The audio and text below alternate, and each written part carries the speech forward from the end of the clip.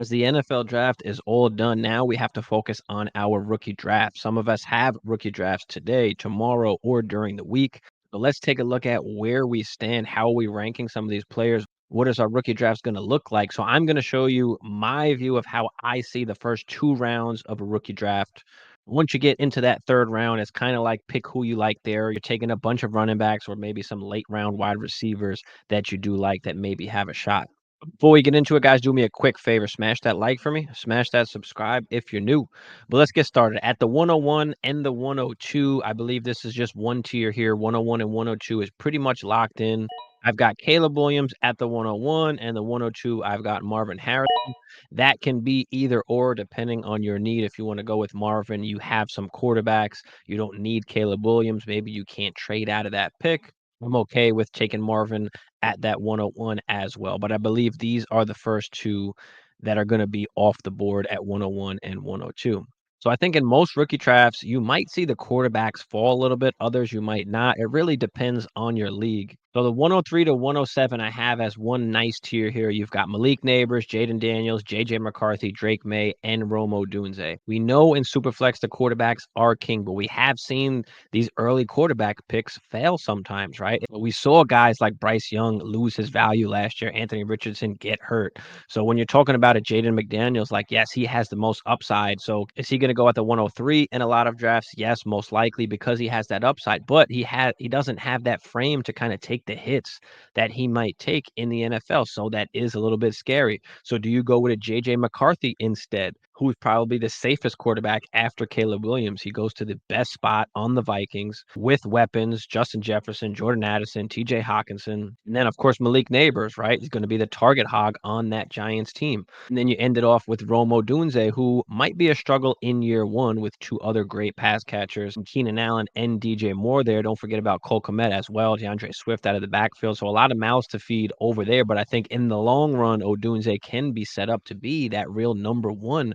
wide receiver growing with Caleb Williams. So these are all great picks. And again, kind of mix it how you like it. But for me, I'm probably mixing it up this way here with Neighbors, Daniels, McCarthy, May, and Odunze. Of course, this is going to change based on your format, maybe the scoring, your team roster construction, right? Do you need a quarterback? Do you need a wide receiver? And also, what do the other teams have that are picking in those areas, right? Does the person that has the 104, 105, 106, whatever they have, do they need a quarterback? Do they need a wide receiver? You have to look at some of these other teams in your league and try and figure out who might go for a quarterback here, who might go for a wide receiver here.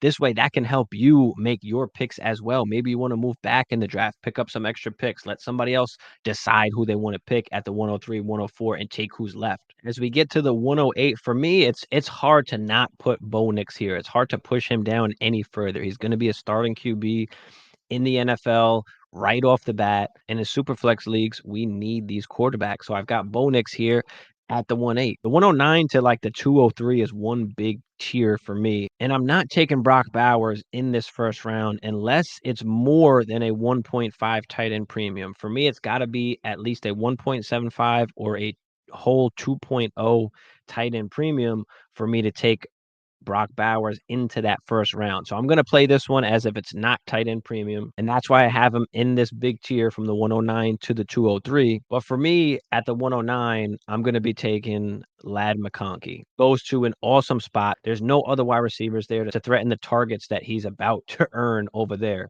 You've got Quentin Johnson. You've got Joshua Palmer. Nobody really else there. And McConkey was a great route runner. The knock on McConkey was just that he wasn't really able to stay healthy, and he didn't really have any college production whatsoever, but he is one of the best route runners in this class. And we saw what Keenan Allen could do over there on that Chargers offense. Not saying that McConkey is Keenan Allen, but Herbert is a guy that likes his wide receivers. He likes guys that can run routes. He will pepper you with targets if he can trust you. Can McConkey be that guy that he can trust to get peppered with targets? At the 110, I'm going Xavier Worthy here. Going to the Kansas City Chiefs. He gets the bump up because of the spot that he goes to. He gets taken in the first round, which is another plus. But can Worthy really be the wide receiver 1 on that Chiefs team and be a wide receiver 1 for us in fantasy? That I'm unsure of, right? You've got other guys there like Rashid Rice.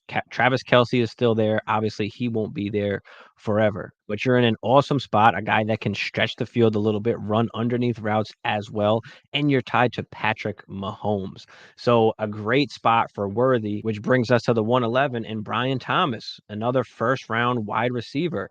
And pick your poison with these guys. If you want to take any of these guys at 109 instead of McConkey, I'm okay with that. Just understand what you're taking. I think that McConkey and Worthy are both safe picks. I don't know if they'll ever reach a wide receiver one status in fantasy for us. I feel like both of these teams can add other wide receivers, other weapons to take away some of that upside. This year, McConkey might be that number one target, but going into next year or the year after, but Brian Thomas, on the other hand, has that upside to be that real number one wide receiver for us going to Jacksonville, being that number one for Trevor Lawrence for years to come. So I feel like Brian Thomas, a little bit lower floor maybe, but McConkey and Worthy are safer picks because of those destinations. So again, mix it how you like. I'm okay with taking any of those guys over the other. And it's so hard to even make a decision if you even have that 109, or if you're in this situation where you have these options. It might be better off to just trade back one or two slots, let somebody else make that decision, and then take whoever's left there. The 112, I'm going to go with my RB1 of the class, which is Jonathan Brooks, goes to the Carolina Panthers. Perfect spot, in my opinion. Doesn't have much competition there. Chuba Hubbard, Miles Sanders, they're not really much competition for Jonathan Brooks, who can kind of do it all, be a kind of three down guy. So does he get that opportunity there to be that guy? And how early does that happen? He is coming off the injury. They said he should be ready by training camp, but how ramped up are they going to get him early on in the season? Which brings us to our next pick at the 201, which is our RB2 of the class, Trey Benson, who goes to the Arizona Cardinals. Another awesome spot. Yes, James Conner is there. We're not really worried about James Conner. We're playing Dynasty here. We're not doing this for just 1 year. Brooks and Benson can be guys for years to come, can be solidified, maybe RB1s or at least RB2s for us in fantasy. So Benson can take over that Connor role either next year. I mean, how much longer do we think Connor is really going to play? And can he stay healthy on top of that? I know he has been able to recently, but now as he's getting older, is he still going to be able to stay healthy? So Trey Benson, awesome landing spot there. And I'm fine if you have him as your RB1 and Brooks as your RB2. I think they're in very good positions. At the 202 and the 203, we're going to go with Michael Penix. I don't think I can let Penix fall farther than like the 203 for me. And then I got Brock Bowers there followed up right after. So again, from the 109 to the 203, I feel like is one big tier. I'm okay if you want to go running back ahead of some of these wide receivers, depending on maybe your league format. Do you get extra points for the running backs for points per carry and things like that? Or do you just need a running back on your team? Maybe you're set on wide receivers. So I can see like Brooks or Benson going possibly as high as the 109. I don't necessarily agree with it, but I'm okay with that. But I've got them in the back end of the first tier, starting off the second round. Penix is a tough one because he's a round one quarterback, a top 10 pick in the NFL draft, but you got Kirk Cousins there. Right? Kirk Cousins got the big contract, the long-term contract, but when you look into it, he's really only got the first 2 years guaranteed. So they can come off of him. Even if they want to come off of him next year, right? We said the same thing about Russell Wilson. Like they can't get out of that contract. Well, yes, they can. If Kirk Cousins doesn't take this team to the playoffs or have success really in the playoffs, we could see Penix come in after year one, after year two.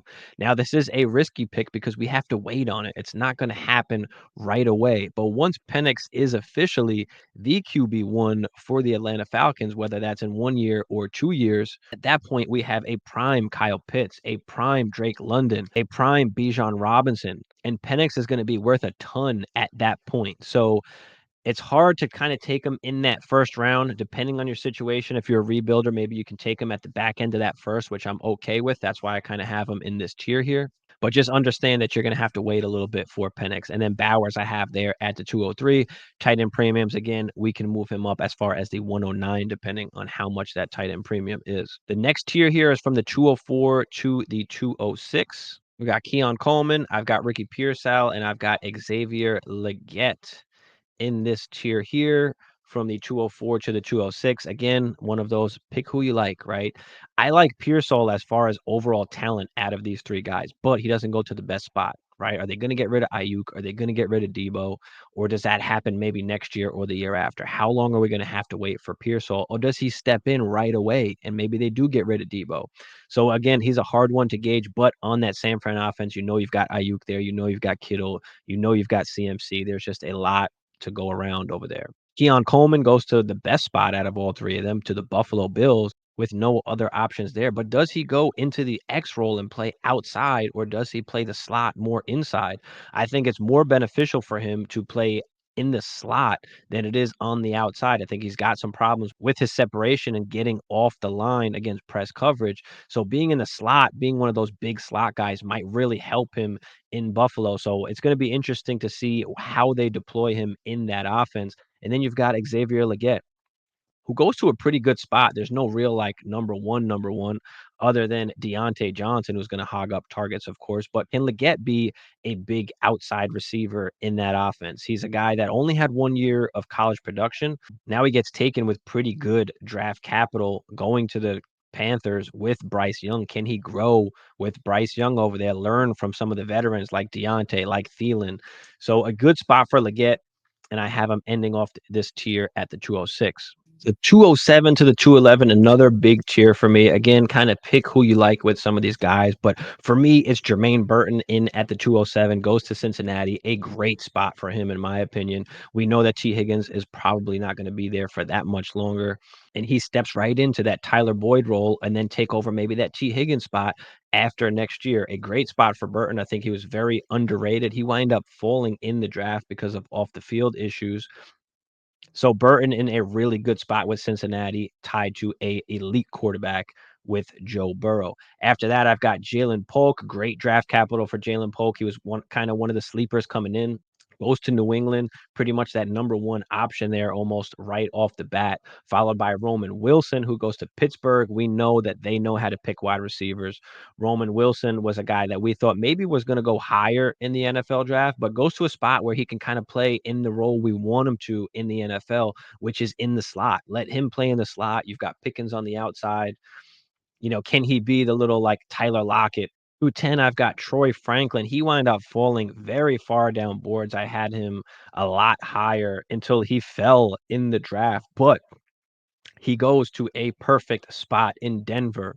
All you've got really is Cortland Sutton over there, and he teams up with his college quarterback in Bo Nix. So that is very exciting. And Franklin is a one where like I'm still kind of torn on him because I had him ranked so highly over some of these other guys, but then like kind of brought back to reality with the NFL draft. So he's still one of my guys, and like I still might take him as high as like the 207-ish, like after the Xavier Legette. That's why I just still have him in this tier, and this might fluctuate as we go on, like in towards the season. But as of right now, I've got some of these other guys slightly ranked ahead of him.